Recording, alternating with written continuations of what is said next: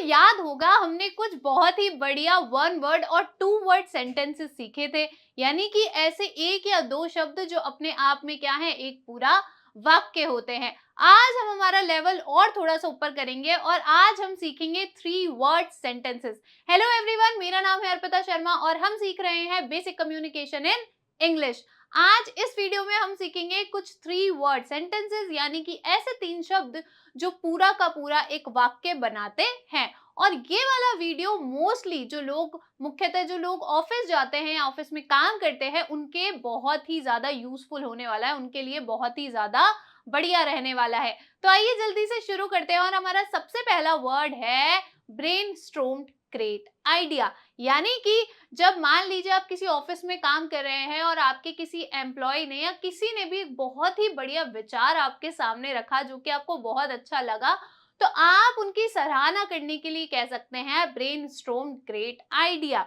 इसी एक उदाहरण से समझते हैं। देखिए, कोई है जिन्होंने आपके सामने एक बहुत ही अच्छा विचार रखा है, यानी कि someone comes up with a good idea, कि कोई है जो कि क्या है, बहुत ही अच्छे विचार के साथ आपके सामने आया, उन्होंने बहुत ही अच्छा विचार आपके सामने रखा है, तो आप उनकी सराहना करने के लिए कह सकते हैं यू ब्रेनस्टॉर्म्ड ग्रेट आइडिया, कि तुमने क्या किया है, तुमने बहुत ही बढ़िया विचार का मंथन किया है या फिर हमने उस पर डिस्कशन किया है और वो मुझे बहुत ही अच्छा लगा।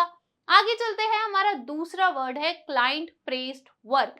मान लीजिए आप किसी ऑफिस में हैं और आपने अपने किसी ग्राहक को कोई प्रेजेंटेशन दी या अपने किसी प्रोजेक्ट के बारे में बताया। अब उसके बाद आपके जो क्लाइंट हैं वो आपसे बहुत ज्यादा खुश हो गए और उन्होंने आपकी सराहना की। अब आपको अगर ये बात बतानी है किसी को तो आप क्या बोल सकते हैं, अगर आपको कहना है कि ग्राहक ने क्या किया, ग्राहक ने काम की सराहना की, तो आप इंग्लिश में कह सकते हैं क्लाइंट प्रेज्ड वर्क। इसे एक उदाहरण से समझते हैं। देखिए, आपके बॉस हैं और आपने किसी ग्राहक को प्रेजेंटेशन दी थी और वो आपसे पूछ रहे हैं, आपके boss, how did the presentation go, कि जो प्रेजेंटेशन थी आखिर वो कैसी रही या कैसी गई। तो आप बता सकते हैं कि क्योंकि आपके ग्राहक ने क्या किया है, आपकी सराहना की है, आपकी तारीफ की है, तो आप अपनी बात सिर्फ तीन वर्ड्स में कह सकते हैं। आप कहेंगे क्लाइंट प्रेज्ड वर्क, यानी कि जो ग्राहक हैं उन्होंने क्या किया है, आपके काम को प्रेज किया है। प्रेज का मतलब होता है सराहना करना या तारीफ करना। आगे चलते हैं, हमारा दूसरा वर्ड है बिजी डे अहेड। मान लीजिए आप बहुत ही ज्यादा काम कर रहे हैं ऑफिस में और कोई आपके पास आए और आपसे पूछे कि क्या आप फ्री हैं, तो आप उनसे क्या कहेंगे, नहीं, बिजी डे अहेड, नहीं, आगे क्या है, आगे व्यस्त दिन है, यानी कि आगे तो मैं बहुत ज्यादा व्यस्त रहने वाला हूँ। इसे एक उदाहरण से समझते हैं। देखिए, आपके कलीग हैं और वो आपसे पूछे, हे फ्री फॉर लंच, यानी कि वो आपसे कह रहे हैं कि हेलो, क्या तुम दिन के खाने के लिए फ्री हो, लंच करने के लिए फ्री हो।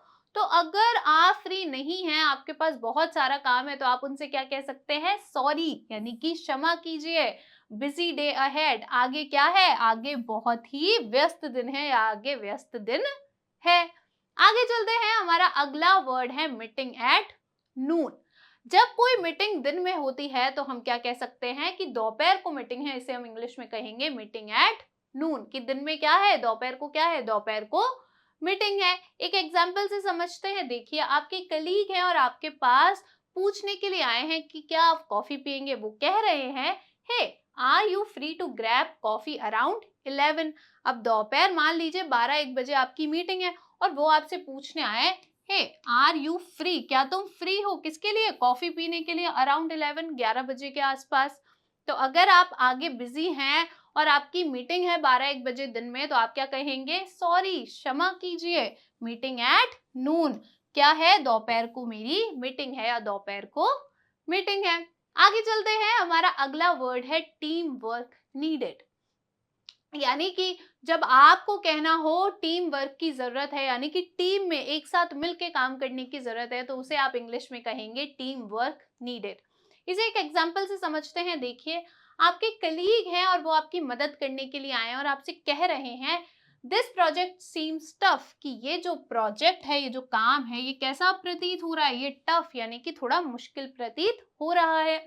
Can you handle it alone, वो पूछ रहे हैं कि क्या तुम अकेले इसे हैंडल कर पाओगे, इसे संभाल पाओगे।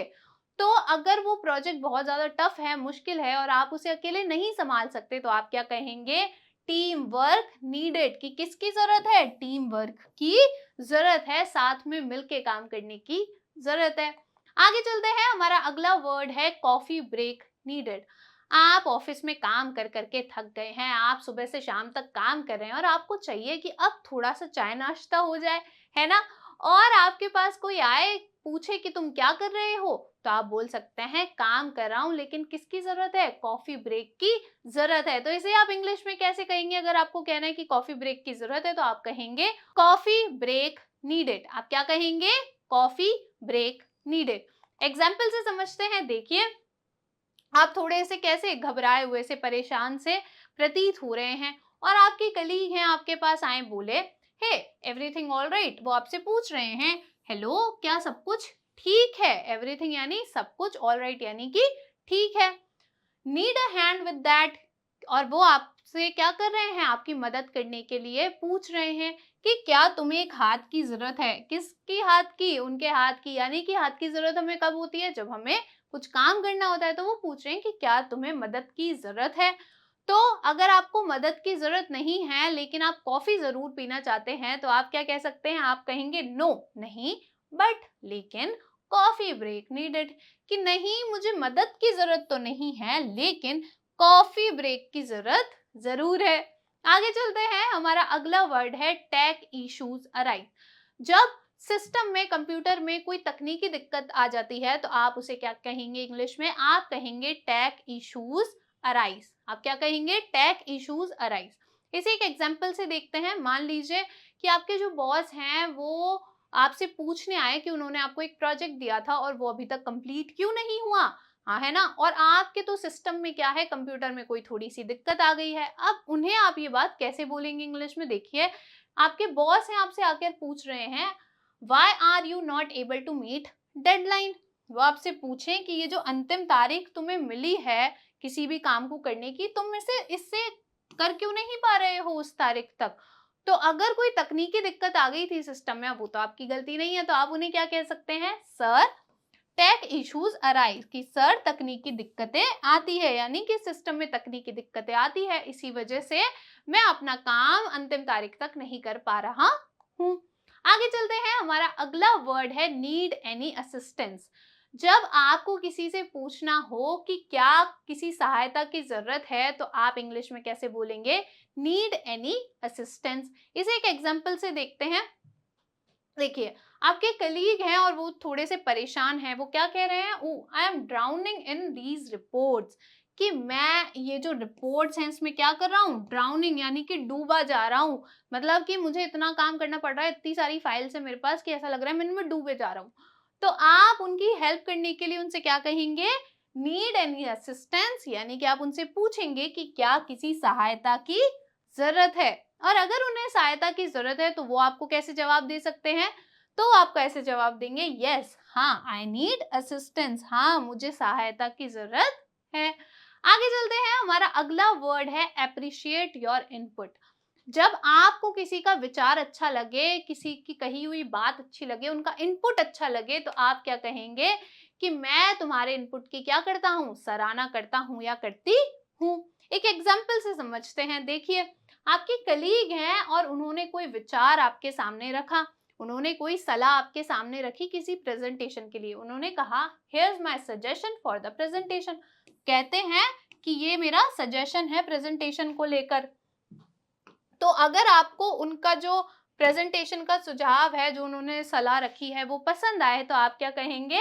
अप्रिशिएट योर इनपुट, कि मैं क्या करता हूँ? मैं तुम्हारे जो इनपुट है उसकी सराहना करता हूँ। आगे चलते हैं, हमारा अगला वर्ड है लेट्स ट्रबल शूट दिस। अब मान लीजिए आपके कलीग के कंप्यूटर में कोई दिक्कत आ गई और वो आपसे हेल्प मांगने आए, तो आप उनकी हेल्प करने से पहले क्या कह सकते हैं? आप उनकी हेल्प करने से पहले कह सकते हैं लेट्स ट्रबल शूट दिस, यानी कि आइए इसका निवारण करते हैं, और फिर आप उनकी हेल्प कर सकते हैं।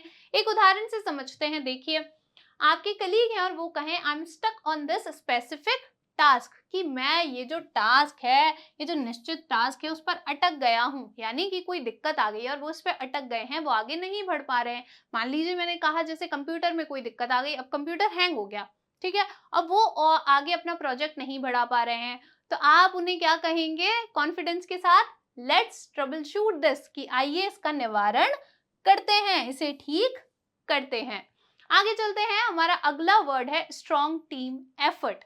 जब आपकी जो टीम है वो मजबूती से काम करती है तो आप इंग्लिश में क्या कह सकते हैं? स्ट्रॉन्ग टीम एफर्ट, जिसको हम हिंदी में बोलते हैं मजबूत टीम प्रयास।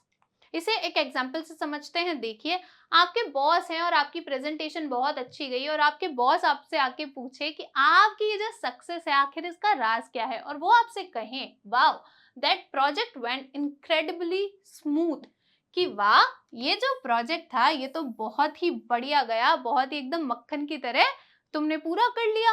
What was the secret? आखिर इसका सीक्रेट क्या था, इसका राज क्या था? तो अगर आप एक अच्छे व्यक्ति हैं और आप अपनी पूरी टीम को साथ लेकर चलते हैं तो आप क्या कहेंगे? आप कह सकते हैं स्ट्रॉन्ग टीम एफर्ट, कि ये किसकी वजह से हुआ है? ये जो मजबूत टीम है उसके प्रयास की वजह से ये चीज हुई है। आगे चलते हैं, हमारा अगला और आखिरी वर्ड है न्यू टास्क असाइन्ड। जब आपको कोई नया काम दे दिया जाए तो आप उसे इंग्लिश में क्या बोलेंगे? आप बोलेंगे न्यू टास्क असाइन्ड, जिसका हिंदी में अर्थ होता है नया कार्य सौंपा गया है। एक एग्जाम्पल से समझते हैं। देखिए, आपके कलीग हैं और आपसे आके बोले, hey are you free to help me brainstorm some ideas for the presentation. वो आपसे हेल्प मांगने आए और बोल रहे हैं कि क्या तुम मेरी मदद कर सकते हो कुछ नए विचारों का मंथन करने के लिए इस प्रेजेंटेशन पर। तो अगर आपके पास खुद के पास बहुत सारा काम है, आपको कोई एक नया कार्य आपके बॉस ने पहले ही सौंप दिया है, तो आप उनसे क्या कह सकते हैं? आप कह सकते हैं सॉरी, माफ कीजिएगा। क्यों माफ कीजिएगा? क्योंकि अभी आप उनकी मदद नहीं कर सकते हैं, तो आप कहेंगे सॉरी, माफ कीजिएगा, न्यू टास्क असाइन, कि नया कार्य सौंपा गया है, यानी कि मुझे भी तो नया कार्य सौंपा गया है, इसीलिए मैं आपकी मदद नहीं कर सकता। आई होप जो ऑफिस में लोग काम करते होंगे उनके लिए ये वीडियो बहुत ज़्यादा हेल्पफुल रहा होगा। आप मुझे ज़रूर बताइएगा आपको ये वीडियो कैसा लगा। मैं आपसे मिलूंगी नेक्स्ट वीडियो में, तब तक थैंक यू।